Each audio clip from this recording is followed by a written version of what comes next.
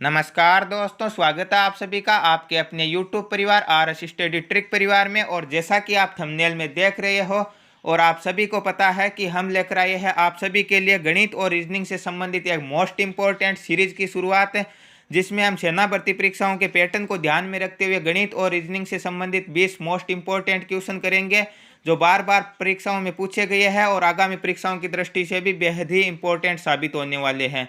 और इन प्रश्नों की सीरीज आपको रोजाना दोपहर 1 बजे मिलती रहेगी। तो रोजाना समय पर वीडियो पाने के लिए चैनल को सब्सक्राइब कर लीजिए और नोटिफिकेशन बेल को भी ऑन कर लीजिए, ताकि आने वाले वीडियो की पल पल की अपडेट आप तक समय पर पहुंचती रहे। साथ ही इसकी PDF फाइल तथा अनेक प्रकार के नोट्स पाने के लिए आज ही हमारे टेलीग्राम चैनल को ज्वाइन कर लीजिए, जिसका लिंक नीचे डिस्क्रिप्शन में दिया गया है। चलते हैं पहले क्वेश्चन की ओर। पहले 15 क्वेश्चन अपने गणित के होंगे और लास्ट के 5 क्वेश्चन रीजनिंग के होंगे। तो गणित का पहला क्वेश्चन आपकी स्क्रीन पर दिया गया है कि किसी संख्या के 60% का 3/5 भाग 36 हो तो वह संख्या क्या है। तो एक संख्या के 60% का 3/5 भाग 36 है। तो 36 क्या है, यहाँ पे 36 है 3/5 भाग किसी संख्या के 60% का, संख्या का नहीं है, संख्या के 60% का है। तो 36 3/5 है, तो उस संख्या का 60% कितना हो जाएगा, इसका उल्टा करके गुणा करवा देंगे 5/3 से। ठीक है, 3 से 36 कितनी बार कटेगा, 12 बार, और 12 पंजे कितना हो जाएगा, 60 हो जाएगा। यह 60 क्या है, किसी संख्या का 60% है, न कि वह संख्या है। ठीक है, तो 60 है यहाँ पे 60%। और कुल संख्या हमेशा कितनी प्रतिशत होती है, कुल संख्या हमेशा 100% होती है, आपको बार बार बताया गया है। 60 से 60 कैंसिल, तो वह संख्या कितनी हो जाएगी, 100 हो जाएगी। तो 100 के 60% का 3/5 भाग 36 होता है। आप उत्तर की जांच भी कर सकते हो। 100 का 60% 60 ही होता है, और 60 का 3/5 कितना होता है, 60 × 3/5, 12 पंजे 60 और 12 3 36 होता है। तो अपना उत्तर सही है। ऑप्शन नंबर क्या राइट होगा, ऑप्शन नंबर बी राइट होगा इस क्वेश्चन का। नेक्स्ट क्वेश्चन, प्रथम 45 प्राकृत संख्याओं का योग कितना है। इस प्रकार के क्वेश्चन बार बार पूछे जाते हैं, आपकी परीक्षाओं में ज्यादातर 100 का पूछा जाता है। ठीक है, तो 100 के लिए आपको एक ट्रिक भी बताई थी याद करने के लिए, और निकालने का सूत्र भी बताया था। n प्राकृत संख्याओं के योग का सूत्र क्या होता है, n प्राकृत संख्याओं के योग का सूत्र होता है n × n + 1/2। तो यहाँ पे हमारे पास कितनी दी गई है, 45 है, और 45 + 1 कितना हो जाएगा, 46 बट्टे क्या हो जाएगा, बट्टे हो जाएगा 2। 2 से 46 23 बार, और 23 को हमें करना है गुणा किससे, 45 से। 23 पंजे कितने होते हैं, 115 के 5 हासिल कितनी आ जाएगी, 11 है। 23 चौके 92 और 11 कितने हो जाएंगे, 103। तो कितने आ जाएंगे, 1035 होगा प्रथम 45 प्राकृत संख्याओं का योगफल, जो कि ऑप्शन नंबर ए में दिया गया है। ऑप्शन नंबर ए राइट होगा। अब 100 से संबंधित आपके क्वेश्चन ज़्यादा पूछा जाता है, तो 100 के लिए आपको बताया था कि वैसे हम उत्तर निकाले क्या हो जाएगा, n × n + 1/2। तो 100 × 100 + 1 कितना होता है, 101/2। 2 से 100 कितनी बार कटेगा, 50 बार, और 50 को 101 से गुणा करेंगे तो कितना हो जाएगा, 5050 हो जाएगा। यह 100 बार बार पूछा जाता है, इसीलिए आपको याद करवाया था। याद कैसे करवाया था, आपको ट्रिक बताई थी कि 100 तक का योग पूछे तो हमें क्या करना है, हमें ध्यान रखना 50 और 50 कितने होते हैं, 100 होते हैं। तो क्या हो जाएगा, 5050 कितना हो जाएगा, 1 से लेकर 100 तक की प्राकृत संख्याओं का योग हो जाएगा, या प्रथम 100 प्राकृत संख्याओं का योग भी हो जाएगा। और यदि इनका औसत पूछे तो बीच में पॉइंट लगा दो, 50.5 या 50.50। यदि 10 का पूछे तो क्या करना है, 5 और 5 कितने होते हैं, 10 होते हैं। तो 10 तक की संख्याओं का योग कितना हो जाएगा, 55 हो जाएगा। यह केवल 100 और 10 से संबंधित ही ट्रिक है, अन्य संख्याओं में न लगाए। नेक्स्ट क्वेश्चन, दो संख्याओं का लघुत्तम समापवर्तक 2310 है तथा महत्तम समापवर्तक 30 है। यदि इनमें से एक संख्या 210 है तो दूसरी संख्या क्या होगी। इस प्रकार का क्वेश्चन भी पूछा जाता है। तो आपको एक सूत्र बताया गया है कि लघुत्तम समापवर्तक इंटू महत्तम समापवर्तक क्या होगा, LCM इंटू HCF बराबर क्या होता है, बराबर होता है पहली संख्या इंटू दूसरी संख्या। तो LCM दिया गया है 2310 इंटू दिया गया HCF 30 बराबर हो जाएगा पहली संख्या इंटू दूसरी संख्या। पहली संख्या 30 दी गई है और दूसरी संख्या हमें ज्ञात करनी है। तो ये 30 इधर गुणा में है, सॉरी 210 दी गई है पहली संख्या, 30 नहीं है, 30 तो इसका HCF है। 210 क्या इधर गुणा में है, पक्षांतरण कर देंगे तो भाग में। तो इन दोनों को गुणा करना है और 210 का भाग देना है। तो क्या आ जाएगी, दूसरी संख्या निकल कर आ जाएगी, 0 से 0 3 से 1 बार और 7 3 21 बार, 7 बार। 7 का भाग देना 2310 में कितनी बार जाएगा 7 3 21, 2 शेषफल बचेंगे, 1 उतारेंगे, 7 3 21 और 0 330 आएगी। क्या आएगी? दूसरी संख्या आएगी। ऑप्शन नंबर ए राइट हो जाएगा यहाँ पे। नेक्स्ट क्वेश्चन, निम्न में से कौन सी भिन्न सबसे छोटी है? छोटी भिन्न निकालनी हो, बड़ी भिन्न निकालनी हो, आरोही क्रम में व्यवस्थित करना हो या अवरोही क्रम में व्यवस्थित करना हो, इन सभी से संबंधित एक क्वेश्चन आता है आपके। ठीक है, तो भिन्नों में हमें तुलना करनी है, सीधी सी है। तो पहले तो यदि हमारे पास बड़ी भिन्न पूछे तो इनमें एक चीज़ सीधी सीधी दिखाई दे रही, एक भिन्न ऐसी है जो मिश्र भिन्न भी है, साधारण भिन्न नहीं होकर। जैसे 8/3 है, यहाँ पे अंश बड़ा है और हर छोटा है, तो यह भिन्न सबसे बड़ी होगी। ध्यान रखना, जिस भिन्न का हर की तुलना में अंश बड़ा होता है वो भिन्न बड़ी होती है, या वो भिन्न मिश्र भिन्न होती है। किस प्रकार? जैसे 8 में 3 का भाग देंगे, 3 दूने 6, 2 शेषफल बचेंगे और बट्टे 3, 2 सही 2/3 भी लिख सकते हैं हम 8/3 को। तो इसे तो एक बार छोड़ देते हैं, ये बड़ी भिन्न है इनमें से। अब बाकी में देखते हैं, 15/16 है, यहाँ पे 11/12 है और यहाँ पे दिया गया 7/8। अब हमें तुलना करने के लिए क्या करना, ऊपर वाले या अंश में एक एक जीरो लगा दो। 15 का 150 बना दो, 11 का 110 बना दो और 7 का 70 बना दो। अब भाग देना, 16 नम्बे कितने होते हैं? 144, लगभग 9 बार भाग जाता है। 12 नम्बे 108, इसमें भी लगभग 9 बार भाग जाता है। 8 8 64, 9 8 72, तो 70 से ज़्यादा होता है, तो 8 8 64, इसमें 8 बार ही जाता। तो यह भिन्न क्या हो जाएगी? इनमें से छोटी हो जाएगी। बड़ी पूछता तो यह हो जाती, और इसमें यदि हमें तुलना करनी होती तो दशमलव के बाद में और भाग देते हम। तो यहाँ पे राइट आंसर क्या हो जाएगा? 7/8 होगा। ऑप्शन नंबर डी राइट होगा। नेक्स्ट क्वेश्चन, यदि a/3 बराबर b/4 बराबर c/7 हो तो a plus b plus c/c क्या होगा? देखिए यहाँ पे सीधा सीधा कुछ नहीं करना। a/3 का मतलब यही होगा कि a का मान 3 है, b का 4 है और c का 7 है। आप अनुपात निकाल कर भी देख सकते हो, यही आएगा, a/b/c 3/4/7 ही आएगा।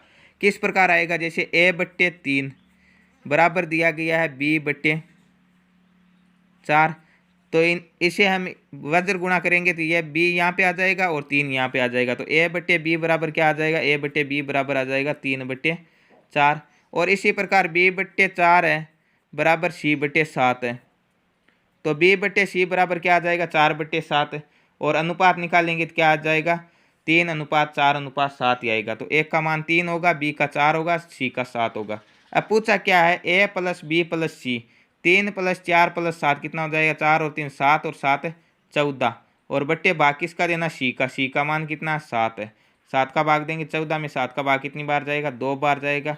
ऑप्शन नंबर सी राइट होगा यहाँ पे। नेक्स्ट क्वेश्चन, एक थैली में बराबर बराबर मूल्यों के 1 रुपये 50 पैसे तथा 25 पैसे के कुल 175 सिक्के हैं। इस थैली में कुल धन कितना है? यह क्वेश्चन थोड़ा सा हटकर दिया गया है। वैसे आपके सिक्कों से संबंधित क्वेश्चन आता है, परंतु यह क्वेश्चन थोड़ा हटकर है। किस प्रकार है? देखिए यहाँ पे दिया गया कि बराबर बराबर मूल्यों के, मूल्य उनका बराबर होना चाहिए। जैसे 1 रुपये का एक सिक्का है तो 50 पैसे कितने सिक्के होने चाहिए? 2 सिक्के होने चाहिए। कैसे? मान लिया हमने इसका मूल्य 1 रुपये करना है, ठीक है, तो 1 रुपये के लिए 1 रुपये का कितना सिक्का चाहिएगा? 1 सिक्का चाहिएगा। अब 2 रुपये के लिए कितना सिक्का चाहिए? सॉरी, 1 रुपये के लिए 50 पैसे के कितने सिक्के चाहिए? 50 पैसे के 2 सिक्के चाहिए, ठीक है। 50 और 50 हो गए, 1 रुपये होगा। अब और सिक्के किसके? 25 पैसे के। 25 पैसे के 1 रुपये बनाने के लिए कितने सिक्के चाहिए? 4 सिक्के चाहिए, तभी 1 रुपया बनेगा। तो इन सिक्कों का अनुपात क्या होगा? सिक्कों का अनुपात होगा 1:2:4, ठीक है। और कुल सिक्के कितने? 175 है। तो 1 रुपये के सिक्के कितने हो जाएंगे? 4 और 2 6 और 1 7। 175 में हमें भाग देना 7 का, कितनी बार जाएगा? 25 बार। तो 1 का मान 25 आएगा, तो 1 रुपये के 25 सिक्के हो जाएंगे। 50 पैसे के कितने हो जाएंगे? 25 दूने 50 हो जाएंगे, और 25 पैसे के 25 चौके 100 सिक्के हो जाएंगे। तभी सभी में रुपए बराबर बराबर आ रहे हैं। देखिए धन बराबर, मूल्य बराबर है। इसके भी 25 रुपये होंगे, और 50 पैसे के 50 सिक्के होंगे तो भी 25 रुपये होंगे, और ये 100 सिक्के होंगे तो भी 25 रुपये होंगे। तो कुल धन कितना हो जाएगा? 25 इसका हो जाएगा, 25 इसका हो जाएगा और 25 इसका हो जाएगा, मतलब 75 रुपये हो जाएंगे, जो कि ऑप्शन नंबर ए में दिया गया है। तो ऑप्शन नंबर ए राइट होगा। इस क्वेश्चन को एक बार दोबारा देखिए, हो सकता है आप में से किसी के समझ में न आया होगा। प्रश्न में सीधा सीधा लिखा गया है कि एक थैली में बराबर बराबर मूल्य, ये देखिए बराबर बराबर मूल्य के ₹1.50 तथा 25 पैसे के कुल 175 सिक्के हैं। ठीक है, मूल्य नहीं दिया गया, यहाँ पे सिक्के दिए गए और सिक्कों का मूल्य क्या होगा, बराबर बराबर होगा। मतलब 50 पैसे के सिक्कों से जितने रुपए बनेंगे उतने ही 25 पैसे के सिक्कों से बनेंगे और उतने ही 1 रुपये के सिक्कों से बनेंगे। तो यहाँ पे हम मान लेते हैं कि हमारे पास 1 रुपया है। ठीक है, 1-1 रुपये होंगे सभी से। तो 1-1 रुपये में 1 रुपये का कितना सिक्का चाहिए, 1 सिक्का चाहिए। 50 पैसे के कितने सिक्के चाहिएंगे, 2 सिक्के चाहिएंगे, तभी 1 रुपया बनेगा। और 25 पैसे के कितने सिक्के चाहिएंगे, 4 सिक्के चाहिएंगे, तभी 1 रुपया बनेगा। 25 पैसे के 4 सिक्के करेंगे तो कितने होंगे, 1 रुपये होगा। अब ये आ गया सिक्कों का अनुपात। ठीक है, और कुल सिक्के दिए गए 175। तो सिक्कों का अनुपात कितना आ गया, 1:2:4। इन्हें जोड़ेंगे, 4 और 2 6 और 1 7। तो 1 का मान कितना आ जाएगा, 175 में 7 का भाग देंगे तो 25 आ जाएगा। तो 1 रुपये के हमारे पास कितने सिक्के हैं, 25 सिक्के हैं। 25 पैसे के कितने हो जाएंगे, 25 चौके 100 सिक्के हो जाएंगे। और 50 पैसे के कितने हो जाएंगे, 25 दूने 50 सिक्के हो जाएंगे। यह तो हो गए सिक्के। और मूल्य कितना आ रहा, 25 रुपये इसका आएगा, 25 इसका आएगा और 25 इसका आएगा। तो कितना हो जाएगा, 75 रुपये हो जाएंगे कुल। ऑप्शन नंबर ए राइट होगा। आशा है आपको समझ में आ गया होगा। नेक्स्ट क्वेश्चन, √2025 बराबर क्वेश्चन मार्क दिया गया इंटू √81 है। ठीक है, तो 2025 का हमें ये वर्गमूल से संबंधित क्वेश्चन है। 2025 का वर्गमूल निकालना है और 81 का वर्गमूल आप सभी को पता है 9 होता है। ठीक है, तो 2025 का वर्गमूल हमें इकाई का अंक देखना। इकाई का अंक 5 है और 5 आपको पता है केवल 5 के ही इकाई का अंक होता है, अन्य किसी भी संख्या के इकाई का अंक 5 नहीं होता वर्ग करते समय। तो 5 आ जाएगा, एक अंक छोड़ना है। 20 किसके नज़दीक है, 4 का 16 होता है और 5 का 25 होता है, तो 4 के नज़दीक है। 25 तो 20 से ज़्यादा होगा, तो ये 45 का है। तो 45 बराबर क्वेश्चन मार्क दिया गया है और इंटू दिया गया कितना, 81। √81 है तो 81 का वर्गमूल कितना होगा, 9 होगा। अब ये 9 इस और गुणा में पक्षांतरण कर देंगे तो भाग में, तो 9 से 45 कितनी बार कटेगा, 5 बार। तो इसका राइट आंसर क्या आ जाएगा, 5 आ जाएगा। नेक्स्ट क्वेश्चन, 7 क्रमागत प्राकृत संख्याओं का औसत 33 है। इनमें से सबसे बड़ी संख्या कौन सी है। औसत से संबंधित क्वेश्चन कन्फर्म पूछा जाता है, आपको बार बार बताया गया है। और इस प्रकार के क्वेश्चन के लिए आपको अनेक ट्रिक बताई गई है कि जब भी क्रमागत संख्याएं दी गई हो या समक्रमागत दी गई हो या विषम क्रमागत दी गई हो, ऐसी स्थिति में जो औसत होगा उनके बीच की संख्या होगी या बीच का मान होगा। यहाँ पे 33 दी गई है तो 33 क्या होगी, बीच की संख्या। और संख्याएं क्रमागत है, कितनी है, 7 है। तो 7 में से एक तो 33 हो गई, बाकी कितनी बचेगी, 6। तो 6 में से 3 तो 33 से बड़ी होगी, 3 छोटी होगी। किस प्रकार, 33 है तो आगे कौन सी हो जाएगी, 34, 35 और 36। ठीक है, 3 तो यह हो गई और पीछे कौन सी हो जाएगी, 32, 31 और 30। यह हो गई 7 क्रमागत संख्याएं, 30, 31, 32, 33, 34, 35, 36। अब पूछा क्या है, पूछा सबसे बड़ी कौन सी हो गई, 36। यदि पूछता सबसे छोटी तो कौन सी हो जाती, 30। बीच की 33, हमेशा 20 की संख्या दी जाती है औसत में। ठीक है, तो ऑप्शन नंबर कौन सा राइट हो जाएगा, डी राइट हो जाएगा। बड़ी संख्या पूछिए, छोटी पूछता तो बी राइट हो जाता, बीच की पूछता तो 33 होता। ठीक है, नेक्स्ट क्वेश्चन, फिर से औसत का क्वेश्चन है कि 5 संख्याओं का औसत 18 है। एक संख्या निकाल देने पर शेष संख्याओं का औसत 16 है, तो निकाली गई संख्या कौन सी है। बिल्कुल आसान क्वेश्चन है और इस प्रकार का क्वेश्चन पूछा जाता है। किस प्रकार पूछा जाता है, आपकी परीक्षाओं में इस प्रकार का क्वेश्चन पूछा जाता है कि 40 विद्यार्थियों की औसत आयु ये है, एक अध्यापक के मिलाने पर यह हो जाएगी या अध्यापक के घटाने पर यह हो जाएगी। इस प्रकार का क्वेश्चन पूछा जाता है। सेम उसी प्रकार हमें इसे करना है। 5 का औसत 18 है तो 5 का कुल मान कितना हो जाएगा, 5 × 18 कितना हो जाएगा, 18 पंजे 90। ठीक है, एक निकाल देने पर कितनी बचेगी, 4। और औसत कितना दिया गया, 16 दिया गया, तो 16 चौके 64। तो 5वीं कितनी थी, 90 में से 64 घटा देंगे, 26 थी। ऑप्शन नंबर बी राइट होगा यहाँ पे। नेक्स्ट क्वेश्चन, 2 व्यक्तियों की वर्तमान आयु का अनुपात 5:7 है। 16 वर्ष पहले इनकी आयु का अनुपात 3:5 था, तो इनकी वर्तमान आयु है क्रमशः। आयु से संबंधित आपको बार बार बताया गया है कि 3 ही कंडीशन दी जाएगी। कौन कौन सी 3 सिचुएशन है, एक तो पहले की, एक वर्तमान की, एक बाद की। सबसे पहले हमें वही लिखनी है जो पहले दी गई थी और उसके बाद में वर्तमान और लास्ट में लिखनी है जो बाद में आएगी। ठीक है, तो पहले 16 वर्ष पहले है तो पहले अनुपात ये 3:5 लिखना, न कि 5:7, ध्यान रखना। तो 3:5 था पुराना अनुपात। नया अनुपात क्या होगा, जो वर्तमान में है वह होगा नया अनुपात 5:7। और आपको बताया गया है कि जब बराबरी कमी या वृद्धि होगी और आयु में तो निश्चित है कि 5 साल एक की बढ़ेगी तो दूसरे की भी 5 साल ही बढ़ेगी, ठीक है। तो बराबरी समयांतराल होगा। अब इसका क्या करना, वज्र गुणा करना है, ठीक है। 7 3 कितने हो जाएंगे 21 और 5 5 कितने हो जाएंगे 25, ठीक है। अब आपको क्या करना, नए अनुपात का अंतर कितना होगा, 7 और 5 का 2, वज्र गुणा का अंतर कितना हो जाएगा 25 और 21 का अंतर 4, इंटू जो समय अंतराल दिया गया 16 वर्ष उससे गुणा करवा दो। 4 से 16 कितनी बार कटेगा, 4 बार, और 4 दूने 8, एक का मान 8 आया है। यह किस आयु से संबंधित आएगा, यह जो पहले अनुपात दिया गया था 16 वर्ष पहले उससे संबंधित। एक का मान 8 है तो 8 3 कितने हो जाएंगे 24 और 8 पंजे हो जाएंगे 40। तो 16 वर्ष पहले एक व्यक्ति की आयु 24 वर्ष थी और दूसरे की 40 वर्ष थी। तो आज 16 वर्ष बाद तो 24 वाले की 16 बढ़ेगी कितनी हो जाएगी 40 वर्ष उम्र हो जाएगी, और 40 वाले की 16 बढ़ेगी कितनी हो जाएगी 56 हो जाएगी। तो वर्तमान में उनकी उम्र कितनी हो गई, एक की 40 वर्ष हो गई, एक की 56 वर्ष हो गई। अब हम देखते हैं अपना क्वेश्चन सही है या गलत है। तो इनका अनुपात कितना आ रहा, 8 पंजे 40, सॉरी 8 से ये कट जाएगा कितनी बार 5 बार, 8 पंजे 40 और 8 से ये 7 बार कट जाएगा, 8 7 56, 5:7 है जो कि आपके प्रश्न में अनुपात दिया गया है। मतलब अपना क्वेश्चन सही है। तो ऑप्शन नंबर सी राइट हो जाएगा, 40 वर्ष और 56 वर्ष होगी इसकी वर्तमान आयु। नेक्स्ट क्वेश्चन, एक परीक्षा में कुल परीक्षार्थियों के 65% उत्तीर्ण हुए हैं। यदि 420 परीक्षार्थी अनुत्तीर्ण रहे तो कुल कितने परीक्षार्थी थे। इस प्रकार का क्वेश्चन भी बार बार पूछा जाता है। देखिए किस प्रकार करना है इसे हमें। एक परीक्षा में 65% उत्तीर्ण हुए, कुल संख्या हमेशा 100% होती है। यदि 65% पास हो गए तो फेल कितने होंगे, 35% होगा, सीधा सीधा 100 में से 65 घटा देंगे। 35% फेल हो गए, और कितने फेल हो गए 420 फेल हो गए आपके प्रश्न में लिखा गया है। कुल निकालना है तो 100 से गुणा करवा देंगे क्योंकि कुल संख्या हमेशा 100% होती। यदि प्रश्न में पूछता कि उत्तीर्ण परीक्षार्थी तो हम 65 से गुणा करवाते, ठीक है। अब इसे काट लेते, 7 के पहाड़े से 42 कितनी बार कटेगा 6 बार, और 1 0 उतार दिए। 7 के पहाड़े से 35 कट जाएगा 5 बार, 5 के पहाड़े से 60 कट जाएगा 12 बार, 12 पंजे 60 होता। 12 को 100 से गुणा करेंगे तो कुल विद्यार्थी कितने थे 1200 थे। ऑप्शन नंबर बी राइट होगा यहाँ पे। नेक्स्ट क्वेश्चन, एक कुर्सी को 1144 रुपये में बेचने पर एक व्यक्ति को 30% का लाभ होता है, तो कुर्सी का क्रय मूल्य कितना होगा।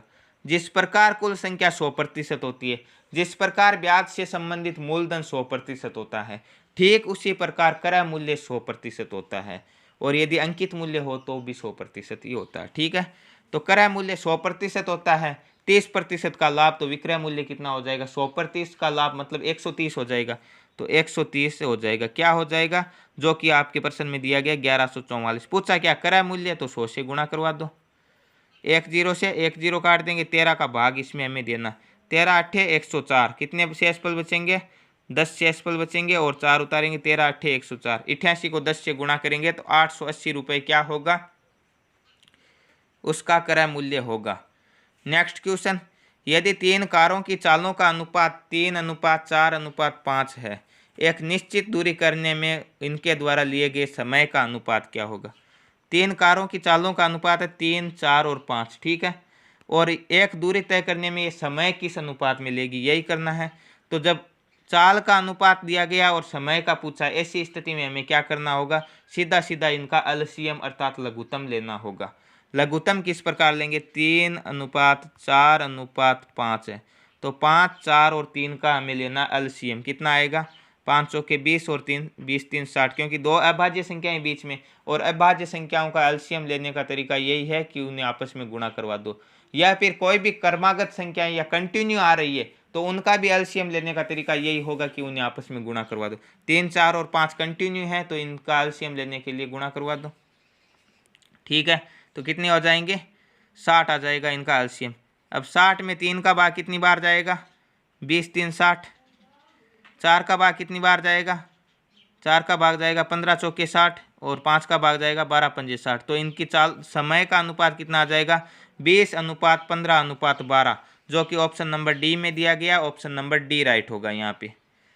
नेक्स्ट क्वेश्चन, ए बी तथा सी ने क्रमशः 26,000 34,000 तथा 10,000 रुपये लगाकर साझे में व्यापार आरंभ किया, पार्टनरशिप कर रहे हैं, ठीक है। वर्ष के अंत में 3500 रुपये के लाभ में बी का भाग कितना है। तो इनकी पूंजी का अनुपात कितना होगा, 26,000 अनुपात 34,000 अनुपात 10,000। 3 जीरो सभी में 3 जीरो हटा दो, तो इनका अनुपात कितना हो जाएगा, 26 अनुपात 34 अनुपात 10। ठीक है, ए बी और सी का अनुपात हो जाएगा। अब हम इसे और सरल कर सकते हैं। 2 के पहाड़े से 26 कितनी बार कटेगा, 13 बार। 2 के पहाड़े से 34 कितनी बार कटेगा, 17 बार। और 10 कट जाएगा 5 बार। अब हम सरल नहीं कर सकते, तो इनका अनुपात आ गया 13 अनुपात 17 अनुपात 5। अब पूछा क्या है, बी का भाग पूछा। बी का अनुपात कितना था, बी का था 17, ए का 13 था और सी का कितना था, 5 था। कुल अनुपात कितना हो जाएगा, हमारे पास अनुपात आया था 13 अनुपात 17 अनुपात 5। तो ये ए, ये बी, ये सी, ये बी का लिख लिया हमने। कुल अनुपात कितना हो जाएगा, 17 और 13 30, 30 और 5 35, इंटू जो लाभ कितना हुआ है 3500 रुपये का। तो 35 का भाग 3500 में कितनी बार जाएगा, 100 बार। और 17 को 100 से गुणा करेंगे तो कितना होगा, बी का हिस्सा होगा 1700 रुपये, जो कि ऑप्शन नंबर सी में दिया गया है। तो ऑप्शन नंबर सी क्या होगा, इस क्वेश्चन का राइट आंसर होगा। नेक्स्ट क्वेश्चन और गणित का लास्ट क्वेश्चन, उसके बाद के जो 5 क्वेश्चन होंगे वो रीजनिंग के होंगे। ठीक है, तो गणित का लास्ट क्वेश्चन है कि 3 आदमी अथवा 5 औरतें एक काम को 12 दिन में समाप्त कर सकते हैं। 6 आदमी तथा 5 औरतें मिलकर इस काम को कितने दिन में समाप्त करेंगे। यहाँ पे आपको देखने एक चीज़, यहाँ पे अथवा लिखा और यहाँ पे तथा लिखा।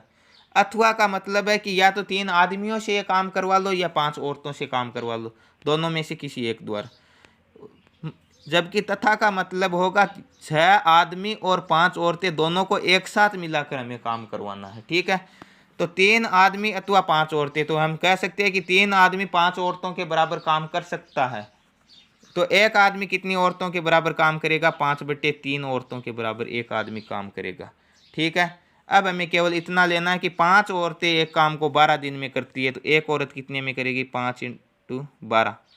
अब यहाँ पे दिया गया 6 आदमी, एक आदमी 5/3 औरतों के बराबर काम करता है, तो 6 आदमी कितनी औरतों के बराबर काम करेंगे, 6 से गुणा करवा देंगे। 3 से ये 6 कितनी बार कटेगा, 2 बार।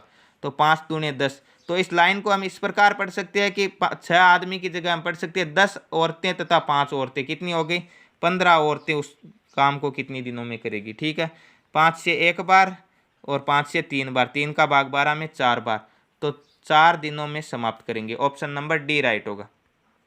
इस प्रकार के क्वेश्चन बार बार पूछे जाते हैं, इसीलिए आपको एक बार और देखना होगा।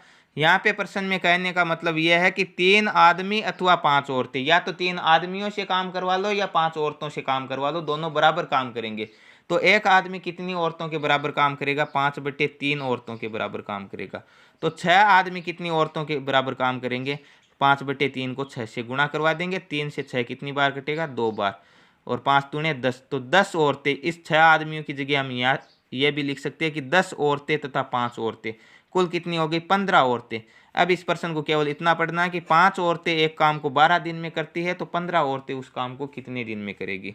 तो 5 × 12 बट्टे हमें भाग देना है 15 का। ठीक है, 5 से 1 बार कटेगा, 5 से 3 बार कटेगा और 3 से 12 4 बार कटेगा, तो 4 दिन में समाप्त कर देंगे। ऑप्शन नंबर डी राइट होगा। यह थे आपके गणित के 15 मोस्ट इंपॉर्टेंट क्वेश्चन। अब नेक्स्ट 5 क्वेश्चन होंगे रीजनिंग के। रीजनिंग का पहला क्वेश्चन है कि विनीत ने कहा, ब्लड रिलेशन से संबंधित है, जो कि पूछने की ज़्यादा संभावना रहती है, कि विनीत ने कहा यह लड़की मेरे माताजी के पोते की पत्नी है। अब हमें इस लाइन को ध्यान से पढ़ना है। ध्यान से कैसे पढ़ना है कि विनीत बोल रहा कि यह लड़की मेरी माताजी और मेरी माताजी का पोता। अब माताजी का पोता क्या होगा, माताजी के बेटे का बेटा, और माताजी का बेटा कौन है, विनीत स्वयं है। और विनीत का बेटा क्या होगा, उसकी माताजी का पोता होगा, सीधी सी बात है। तो विनीत के कहने का मतलब है कि ये मेरे बेटे की, अब इसे इस प्रकार पढ़ना, बेटे की पत्नी, और बेटे की पत्नी क्या होगी, मेरी पुत्रवधू होगी। पुत्रवधू होगी तो विनीत क्या होगा, उसका ससुर होगा, सीधी सी है। विनीत का उस लड़की से क्या रिश्ता है, विनीत उस लड़की का ससुर होगा। ऑप्शन नंबर ए राइट होगा यहाँ पे। नेक्स्ट क्वेश्चन है भिन्न शब्द का चयन करना। आपको 3 शब्द किसी न किसी तरह से एक जैसे दिए गए हैं और एक का हमें जो अलग दिया गया उसे जानना होगा। यहाँ पे दिया गया गाय दिया गया, मुर्गी दी गई है, भक्तिन दी गई है और बेटा दिया गया। देखिए इनमें संबंध देखना। ठीक है, गाय क्या होती है, गाय स्त्रीलिंग होती है हमेशा। ठीक है, आप सभी को पता। मुर्गी भी स्त्रीलिंग होती है, भक्तिन भी स्त्रीलिंग होती है, परंतु बेटा पुल्लिंग होता है। ठीक है, तो ऑप्शन नंबर डी राइट होगा यहाँ पे, ये इनसे अलग है।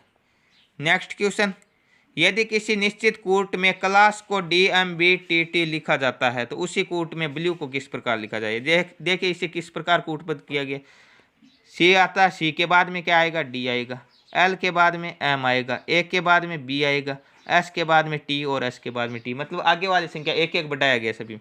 तो बी के बाद में क्या आएगा, सी आएगा, एल के बाद में एम आएगा, यू के बाद में क्या आएगा, वी आएगा और ई के बाद में एफ आएगा। तो सी एम वी एफ जिस ऑप्शन में दिया गया, ऑप्शन नंबर बी में दिया गया, तो ऑप्शन नंबर बी राइट हो जाएगा यहाँ पे।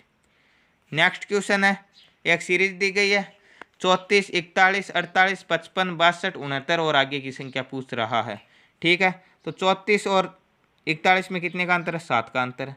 41 और 48 में कितने का अंतर है, 7 का अंतर है। 48 और 55 में भी 7 का, 55 और 7 62, 62 और 7 69, तो 69 और 7 कितने होंगे, 76। तो इसका right answer option number B होगा। आज का लास्ट क्वेश्चन एक अल्फ़ाबेट से संबंधित सीरीज है UROLI। यू कितने नंबर पे आता है, 21 पे आता है। ठीक, सभी को पता। R 18 पे आता है, O 15 पे आता है, L 12 पे आता है, I 9 पे आता है। देखिए 21 में से 3 घटाए 18, 18 में से 3 घटाए 15, 15 में से 3 घटाए 12, 12 में से 3 घटाए कितने हो गए, 9, 9 में से 3 घटाएंगे 6 और 6 पे कौन आएगा, F आएगा। तो ऑप्शन नंबर डी राइट हो जाएगा यहाँ पे। तो यह थे आज की सीरीज के तीसरे पार्ट के पूरे 20 मोस्ट इम्पोर्टेंट क्वेश्चन। आशा है आपके समझ में आए होंगे और इसकी PDF फाइल आपको पहले से ही प्राप्त हो जाती है टेलीग्राम पर। वहां पर आप जाके पहले ही इसे मिला लीजिए और बाद में जब YouTube पे आपकी क्लास आती है तो उस अपना आकलन कीजिए और अंत में कमेंट बॉक्स में कमेंट करके बताइए कि आपके कितने सही हुए हैं। तो रोजाना समय पर वीडियो पाने के लिए चैनल को सब्सक्राइब कर लीजिए और नोटिफिकेशन बेल को ऑन कर लीजिए और टेलीग्राम जरूर ज्वाइन कर लीजिए, वहाँ से आपको बहुत फ़ायदा होने वाला है। मिलते हैं नेक्स्ट वीडियो में, तब तक के लिए थैंक यू, धन्यवाद, जय हिंद।